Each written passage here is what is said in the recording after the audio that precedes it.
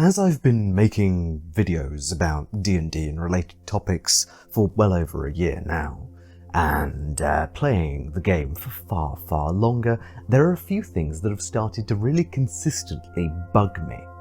Places where community expectations of how the game works don't align with how the game works. Today, I'm getting my pedant hat on and telling you, my lovely audience, why at least some of the things you believe about Dungeons & Dragons are wrong. If you do end up knowing everything in this video, congratulations. You're as obsessive as me.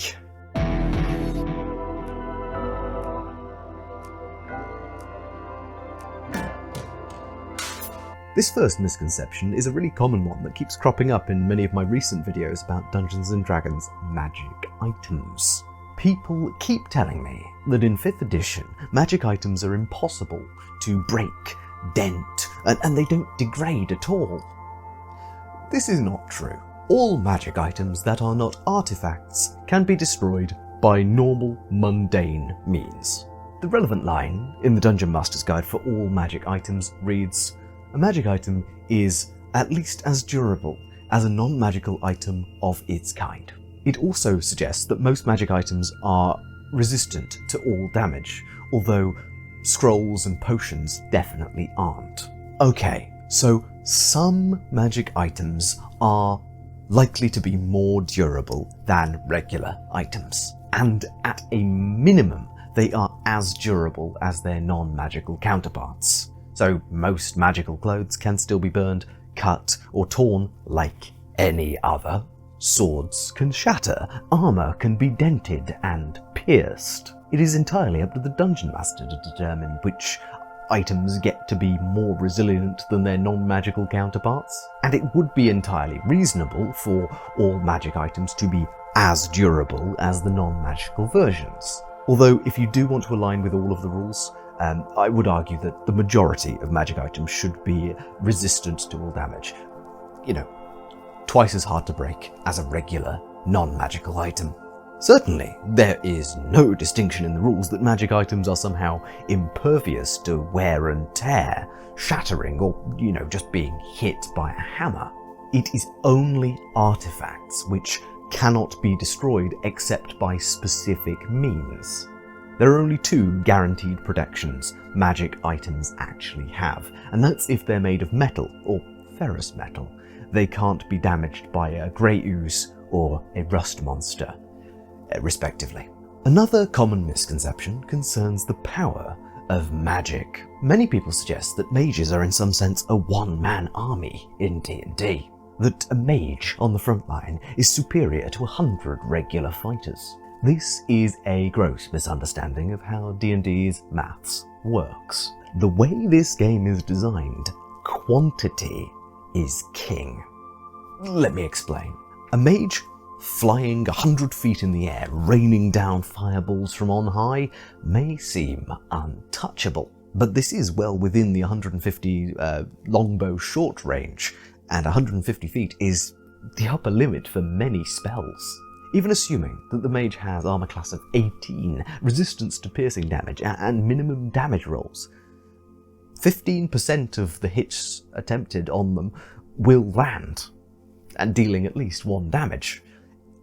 And that is assuming 0 proficiency modifier or dexterity modifier in those longbow shots. Even if their AC is 37, that's still 5% of all shots landing, because a natural 20 is an auto hit on an attack roll. Again, these numbers are assuming commoners with 0 dexterity modifier and 0 longbow proficiency. But so what? If you're a mage fighting 20 guys with longbows and no training, you're taking 4d8 piercing damage on average every round, or 2d8 if you've got Stone Skin active.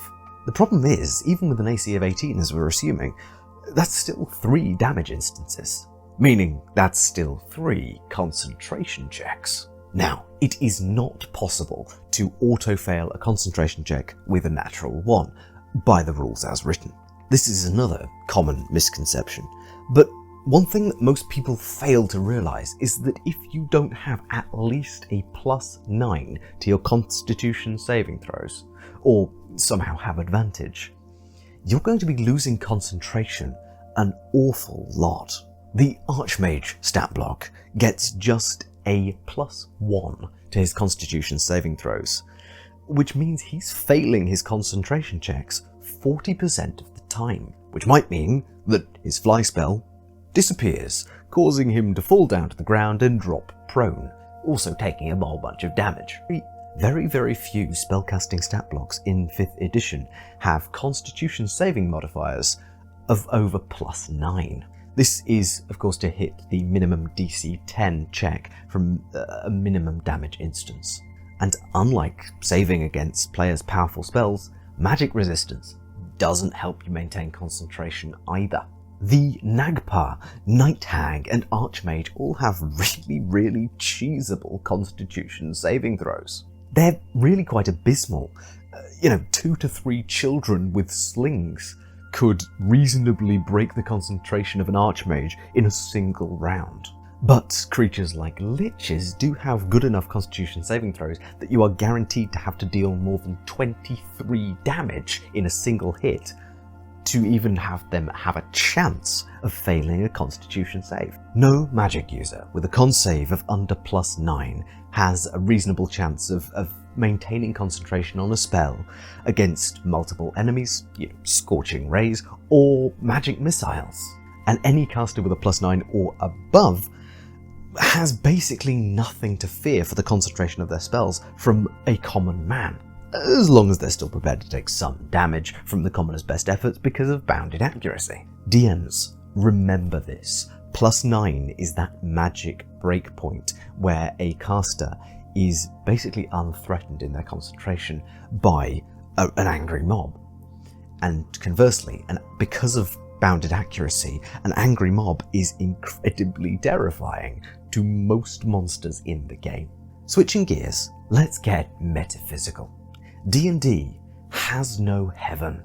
It also has no hell. This might sound strange, considering D&D literally has 9 hells, Hades, and an abyss, and, a whole bunch of upper planes with a bunch of angels in them as well. What I mean by this is that there are no lands of eternal pleasure or eternal torment in D&D, and this needs to change all of our assumptions.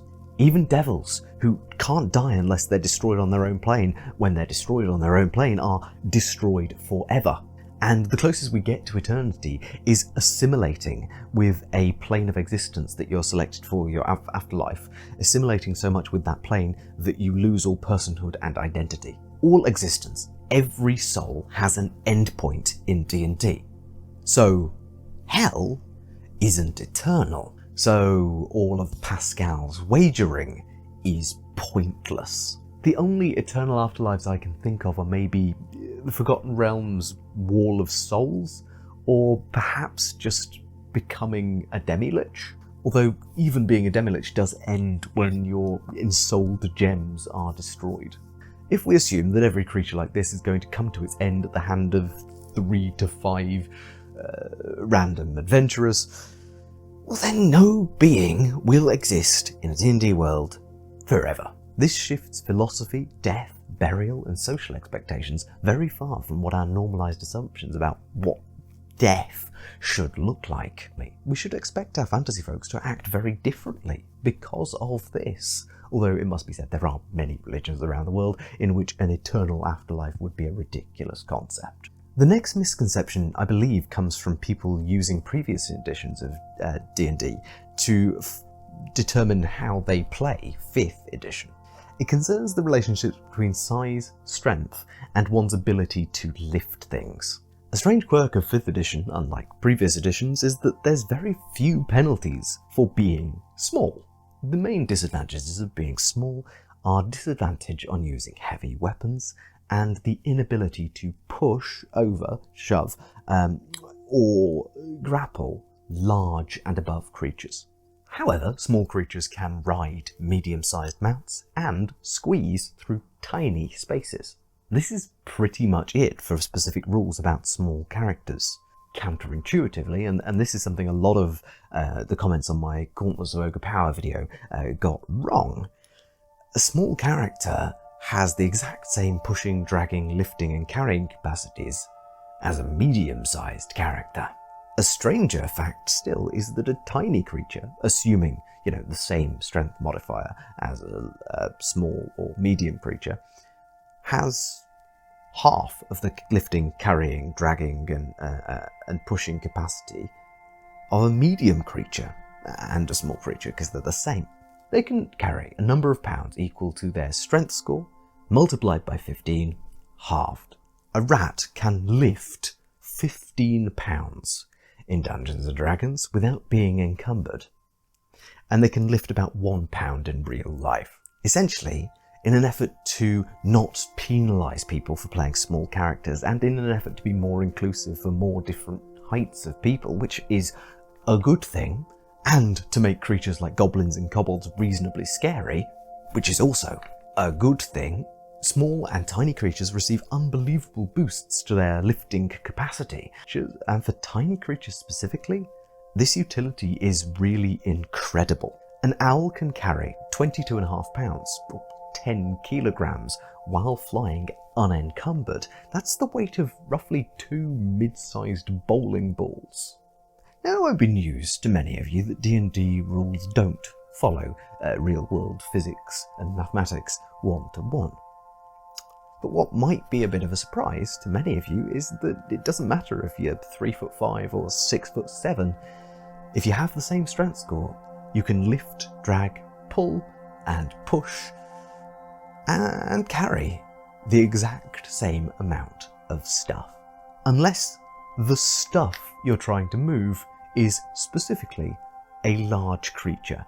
That is the only time being small and being medium makes a difference to the amount of stuff you can push over or grab. Our last misconception concerns stealth, specifically attacking while you are hidden, which is kind of the rogue's core gameplay loop. I almost don't want to make this point more widely known, because the rogue's entire class identity relies on manufacturing sneak attack as often as possible. Frankly, it's how they keep reliable in damage compared to the rest of the classes. Manufacturing a sneak attack often relies upon using cunning action as a bonus action to hide, thereby granting yourself advantage on the next attack you make. At least, that's how it tends to work in more optimized parties that aren't wading headfirst into melee, which is one of the silliest things you can do in D&D 5th edition. Here's the problem. To hide from a creature, you must break line of sight with that creature, as you cannot, by the rules, hide from a creature that can see you clearly. Now, there is a provision for DM discretion hiding, which allows for creatures to hide in areas where they're not, obscured from the vision of another creature, where there's, no cover, but maybe a small rock that they can duck behind and cover most of their body, perhaps. It's at DM's discretion.